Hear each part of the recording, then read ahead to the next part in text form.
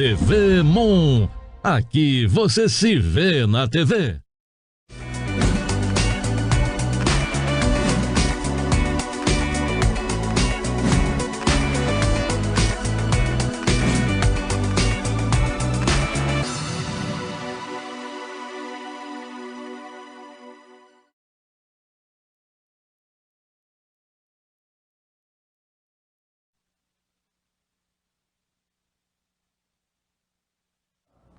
Telespectadores, internautas da TV Mon HD, canal 6. Iniciamos o 2021 com o programa Montenegro em Pauta, que acontece de segundas às quintas-feiras, das 20 às 20h30, sempre com convidados especiais, trazendo assuntos relevantes a Montenegro e região. Sucedem-se os apresentadores da semana: Rogério Santos, Janete Lencina, Márcia Farias e nós, Neiva e eu, nas segundas. A assessoria técnica da TV Mon é do Matheus Knist e hoje do Gabriel Thompson, e o diretor e produtor, o jornalista Adriano Alves de Oliveira. O entrevistado da noite, sociólogo, psicanalista humanista, senhor João Batista Costa Lima, que falará, além de suas experiências profissionais, destacando um destaque especial para a dor emocional. Boa noite a todos. Neiva, tua saudação ao nosso entrevistado e aos telespectadores que nos prestigiam. Uma boa noite a todos, um feliz 2021, que a gente possa esse ano respirar sem a máscara, né? Que a vacina nos chegue e de forma gratuita. E tem um recadinho bacana para vocês. Vocês podem participar conosco através do WhatsApp, o número 99602-1424. Fácil, 99602-1424. Você participa e nós aqui podemos abrilhantar o trabalho feito com a entrevista. E hoje é uma noite muito especial. Nós vamos saber muito sobre essa dor emocional. O senhor João Batista Costa Lima é formado em Ciências Sociais pela Universidade Federal do Rio Grande do Sul, psicanalista clínico humanista pelo Instituto de Psicanálise Humanista de Santa Maria, Rio Grande do Sul, doutorando em psicanálise clínica, termina em 2023, tem uma longa experiência de atuação como consultor técnico na área da medicina, voltada às doenças raras, com enfoque nas dores emocionais. É natural de Porto Alegre e tem um consultório em Montenegro, na Galeria Central, que nós vamos saber daqui a pouco desde quando e como é que se processa esse atendimento. Então, é na Galeria Central, na sala 414. Seja bem-vindo. Falamos só um pouco. Os nossos telespectadores e nós queremos saber mais sobre o seu trabalho, a sua formação e experiência com os tratamentos dentro do contexto das dores emocionais. Seja bem-vindo. Fique à vontade. Muito obrigado. Primeiramente, é uma satisfação enorme ter sido convidado por vocês a estar aqui a falar para os montenegrinos, e é uma cidade que eu aprecio bastante, tanto que eu montei um consultório aqui. Como a senhora já mencionou, eu sou formado em psicanálise humanista. A psicanálise humanista é a escola criada por Erich Fromm, né, com a sede mundial da Sociedade de Psicanálise Humanista é na Alemanha, mas tem um instituto aqui no Brasil que é localizado em Santa Maria. E eu me formei neste instituto. E eu já clinico há alguns anos, e esse tema da dor, ele é um tema muito recorrente em todas as consultas que aparecem no consultório, independente de sexo, idade, formação acadêmica, profissão, enfim. Todos nós temos alguma forma de convivência com a dor. Ela é tão natural, é tão naturalizada no nosso comportamento, que na maioria das vezes as pessoas não sabem definir que estão sentindo alguma dor. Até porque, invariavelmente, a concepção mais presente na memória das pessoas em relação à dor é aquela dor de uma agressão. Né? Então, logo nos vem a imagem à cabeça de alguém sendo agredido, caído ao chão, ou caído em algum outro lugar, ou num acidente, alguma situação dessas que cause trauma. Imediatamente nós temos a tendência a fazer a conexão daquele fato com a dor. Sim, de fato. É visível, né? Aquilo é visível e é uma forma de dor muito intensa, né?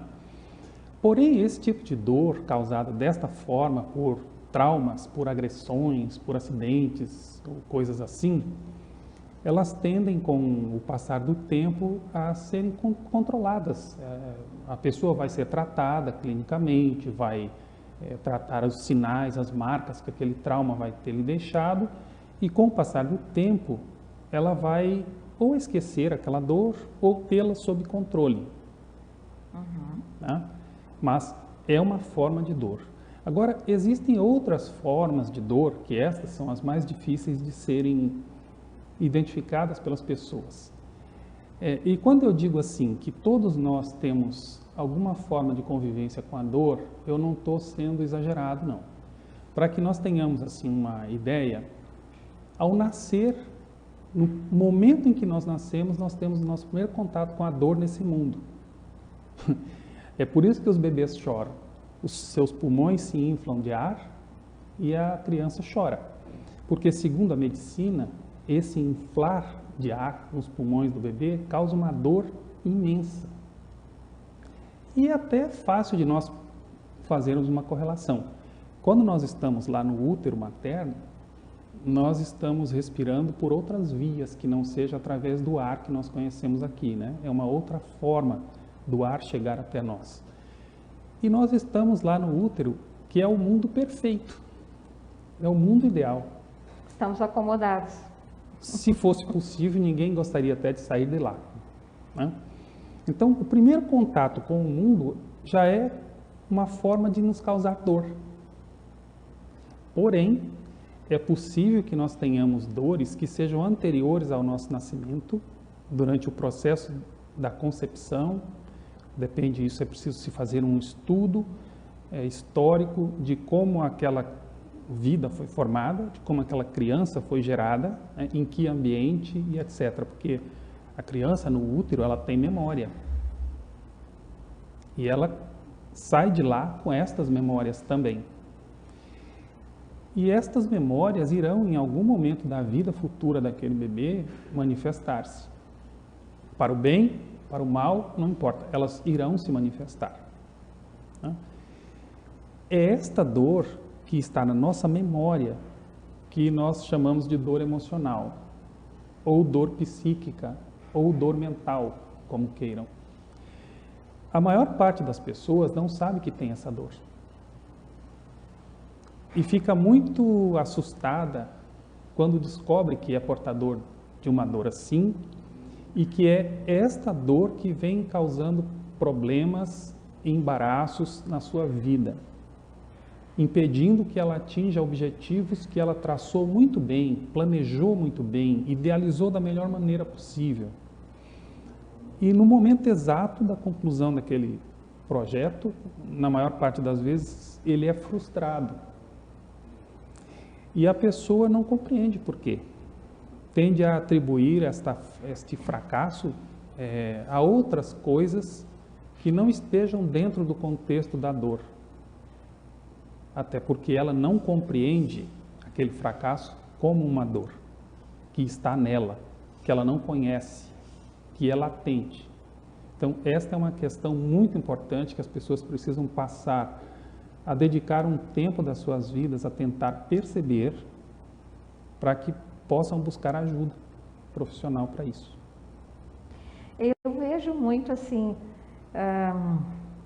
bom, o senhor deve ter pacientes assim que descobriram, foi anos de análise e tal, chegaram ao motivo. Mas por que é tão difícil, chegando ao motivo, a gente se libertar daquela dor? Bom, Ou daquilo que se supõe ser a dor. a dor. Bem, as razões são muitas e muito diversas. Mas uma das razões que mais prevalece é a nossa capacidade de negação. Nós somos educados de uma forma que nos induz a imaginar que manifestar estar sentindo dor seja uma forma de fraqueza, de inferioridade. E isto é absolutamente enganoso. Ninguém é mais valente porque acredita que não sinta dor. Ninguém é mais medroso porque admita que sinta dor. Isso é um mito, é uma bobagem, né? Então, a situação que mais causa dificuldades para o tratamento da dor é a nossa vergonha social. É aquele fator de nós dizermos assim, eu não posso admitir que eu estou com medo porque eu vou me demonstrar fraco, covarde.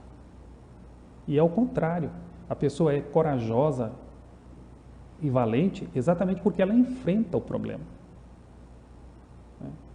É uma inversão de valores. O fato acontece, o fenômeno acontece com todos, mas se cria uma inversão de valores na hora de manifestar o acontecido. É diferente, por exemplo, da pessoa ficar rica. Ela fica rica, ela tem orgulho de contar que ficou rica, mas ela não conta como ficou rica. E muitas vezes não é da forma mais decente. E isso não causa dor, não causa vergonha. É muito importante se fazer essas correlações todas assim. A psicanálise, eu costumo dizer, ela é uma atitude de coragem. Apenas as pessoas muito corajosas se submetem à psicanálise. Porque a gente pode descobrir coisas que não quer descobrir, né? Na maior parte das vezes, você vai descobrir exatamente o que não quer descobrir. Aquilo que nós preferimos acobertar. Na psicanálise, nós temos um termo técnico para isso, deslocar, né? Nós sabemos que aquela coisa está em nós, está no centro das nossas emoções, mas para não manifestá-la, nós deslocamos para um local obscuro da nossa mente e tentamos deixar lá. Mas a nossa mente não permite. E isso seria, desculpe, eu assim, estou pensando assim, da gente pensar ou sentir uma dor que na verdade não estamos sentindo porque queremos esconder a que realmente nos incomoda? Se eu entendi bem a sua pergunta, a senhora está se referindo ao fato de que... Eu sinto uma dor horrível, sei lá, uma dor de cabeça horrível, uma dor no estômago horrível, e daí eu realmente às vezes até vou fazer uma pesquisa e realmente lá no fundo tem alguma coisa, mas não é exatamente aquela dor que eu estou sentindo. Existe na psicanálise uma questão que são as heranças. As heranças mentais, emocionais. Lembra que eu falei no começo que uma criança pode trazer do útero um fenômeno? Histórias. Então, uma pessoa pode, e isso acontece com mais frequência do que se imagina, manifestar na sua vida, quando ela está se submetendo à psicanálise, ela pode manifestar um fenômeno que não pertence a ela. Ela está repetindo uma situação que ela vivenciou em algum determinado momento da sua vida. Daí a importância de que o apanhado histórico da vida do paciente na psicanálise precisa ser o mais minucioso e o mais verdadeiro possível. Aliás, é até muito importante eu ressaltar aqui uma questão. Eu, como psicanalista, e todos os psicanalistas são treinados, formados a fazer a mesma coisa que eu vou dizer para a senhora agora. Quando um paciente chega para nós, para a primeira entrevista, nós fazemos ali as questões preliminares da entrevista e tudo mais, e o paciente diz assim, bom, eu quero sim me submeter à análise. Então, a segunda coisa que nós dizemos para essa pessoa é o seguinte, olha, a psicanálise, ela para existir, nós precisamos fazer um pacto, que é um pacto pela verdade. Eu não sei o que aconteceu na sua vida. Então, eu vou supor, e preciso acreditar que isso é verdade, que tudo que você está me trazendo para a análise é verdade, é a verdade. Porque senão não haverá psicanálise. Então, assim, por isso eu disse antes, a psicanálise é um ato de coragem. As pessoas precisam ter coragem para ir para a psicanálise, sim.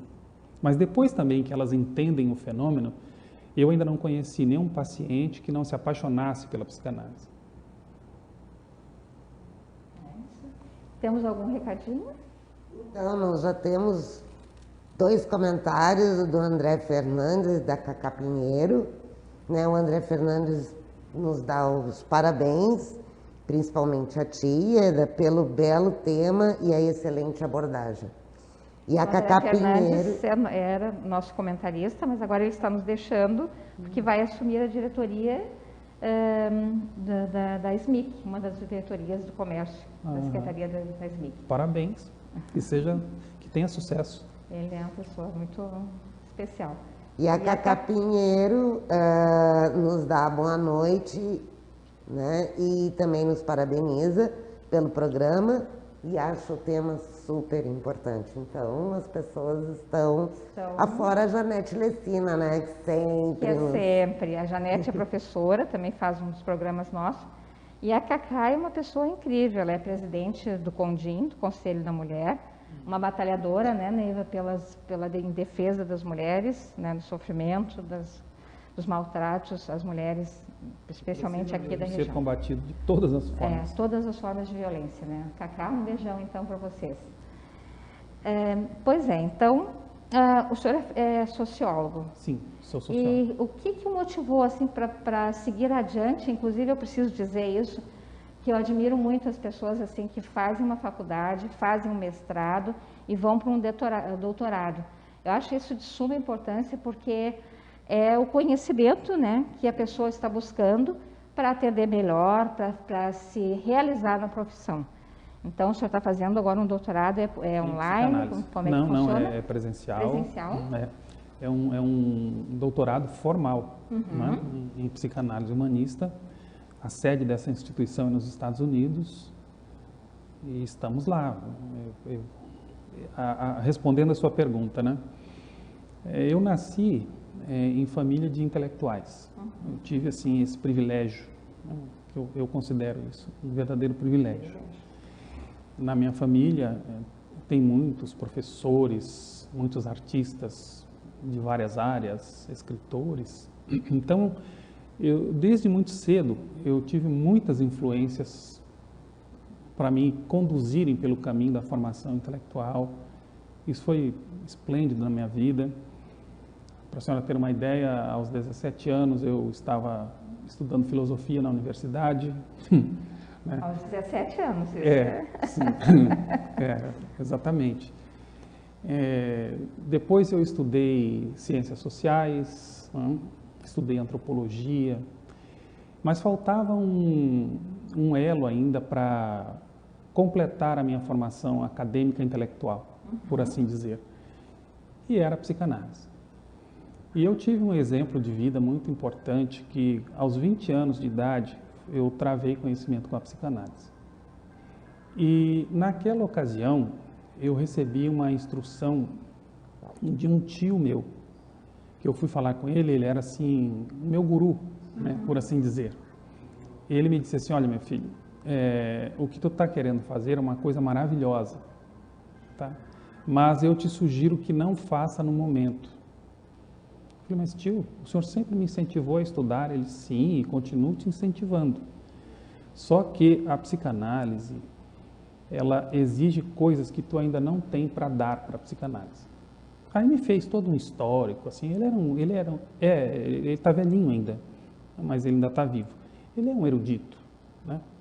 E ele me... De orientação, né? Sim, ele me fez todo um arrazoado, assim, de por que eu deveria esperar mais tempo para estudar a psicanálise. Ele disse, o momento vai chegar, tu vai saber desse momento.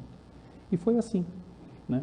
Depois que eu terminei a faculdade de Ciências Sociais, eu cheguei à conclusão de que aí sim, eu estava pronto para ser um psicanalista.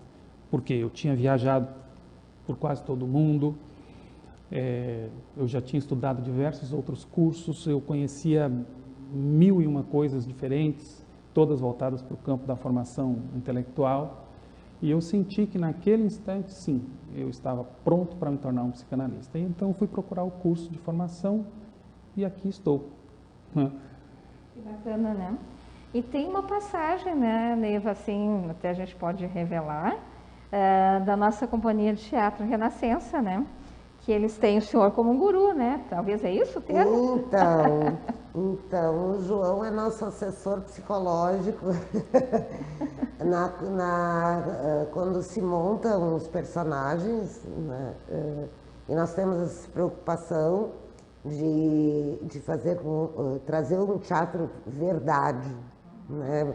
Porque se vê muita peça e por isso tem inclusive aquele termo, né, teatrinho, ou quando alguém está fazendo uma fala falsa ou está sendo falso, a pessoa está fazendo teatrinho. A palavra teatro fica com um sabor pejorativo, né? E o João, eu já conheci o João e daí nós começamos a conversar sobre esta verdade psicológica dos personagens. Porque então nós vamos realmente mostrar em cena um personagem verdadeiro, completamente verdadeiro, né? E aí, João, essa experiência aí? A gente sempre fala, né, que o Renascença tem uma trajetória de mais de 30 anos, né, em Montenegro. O Everton e toda a equipe dele, a Neiva agora, levam com profissionalismo, né? Sim. E que bom o senhor estar com eles, né? Foi uma grata satisfação quando a Neiva me propôs que eu os ajudasse nessa parte da composição da personalidade dos personagens. Né? Porque, por exemplo, a Neiva é autora, ela é atriz. Sim. E é autora, né? Obviamente que quando ela está escrevendo uma peça, ela está visualizando os personagens, mas ela está visualizando a ação dos personagens no palco, né? E esse momento, por mais racional que a pessoa seja, por mais culta que ela seja, ele é um momento emocional para o autor, né? Mas o autor, quando ele está lá, no desempenho do papel que às vezes ele mesmo escreveu, ele não pode estar envolvido pela emoção, porque se ele estiver assim, ele não vai conseguir desempenhar o papel satisfatoriamente e atingir o público. Então, é necessário que se faça uma separação entre o ator para desempenhar aquele papel e o que o personagem dele precisa transmitir para o público. Então é necessário fazer uma identificação entre o ator e o público, né? É nessa parte que eu entro, porque aquela expressão que o ator precisa lançar ao público precisa ter uma personalidade. Daí a questão da persona, que tanto se fala e muitas vezes não se sabe exatamente o que significa, né? A persona seria como a personagem que ele está, o rosto que ele está passando para quem, né, está assistindo. Então, esse é um momento de domínio emocional do ator sobre o seu personagem. E esse momento é muito importante, ele é crucial, porque se ele não ocorrer, o ator vai desabar no palco, tomado da emoção. Que bacana isso. Que bom saber que Renascença está nessa luta aí, né? E agora temos um profissional junto, né? Mas vamos falar desse livro aqui que o senhor participa, né? Sim. De um psicanálise humanista, atuação do inconsciente. Sim, sim. É bem interessante a capa aqui, como se fosse o tronco, né, de uma pessoa. Simbolizado em uma mulher, porque é a fonte da vida. A fonte da vida. Estou com muita vontade de ler, ganhei o livro e recomendo, já estou recomendando. Mas eu vou fazer o seguinte, eu vou lhe deixar um outro exemplar do mesmo livro para que a senhora sorteie, enfim, presenteie alguém que a senhora Nós acha precisamos saber da interessante. técnica, se a gente pode sortear agora com quem está participando do programa.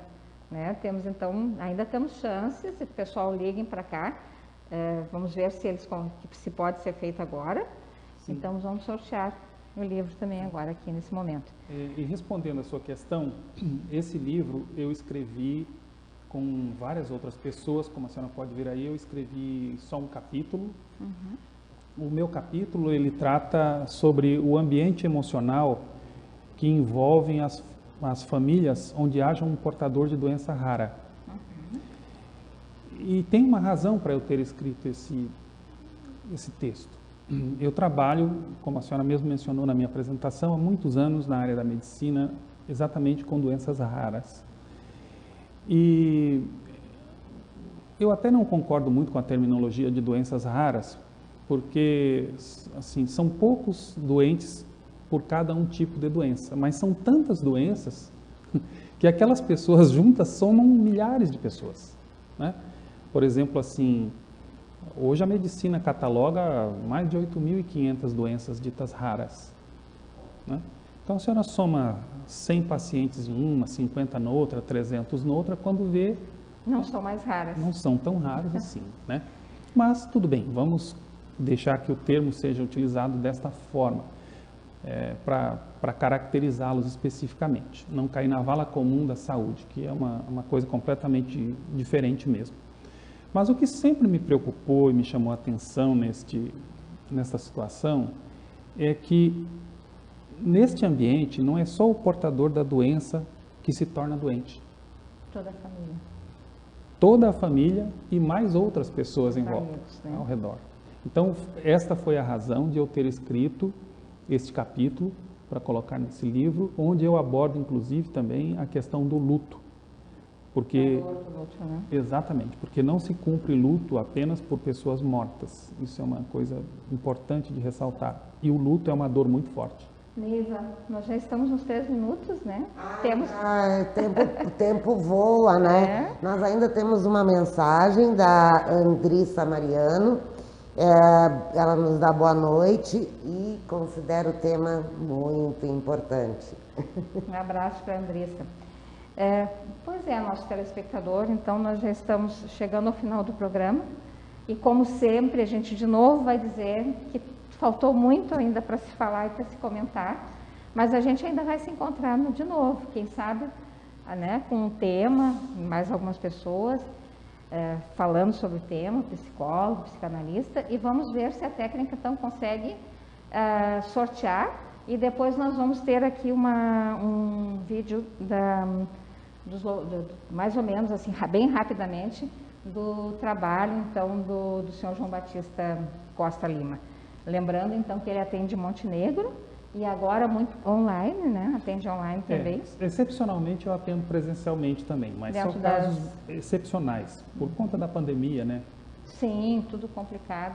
Temos como fazer o sorteio?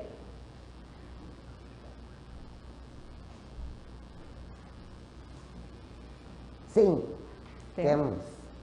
Então vamos aguardar e vem quem ganhou o livro dos participantes. Venceu a Andrissa Mariano. Olha, a Andrissa é uma pessoa também, uma montenegrina assim, de muita atuação. Ela é dona da Belo Tour Turismo aqui de Montenegro. Já foi diretora de turismo, uma pessoa assim, artesã, hiper envolvida com a comunidade. Que bom. Então, nos Espero despedimos. que ela goste da leitura. Nos despedimos e vamos ficar com o vídeo rapidamente aí. Uma...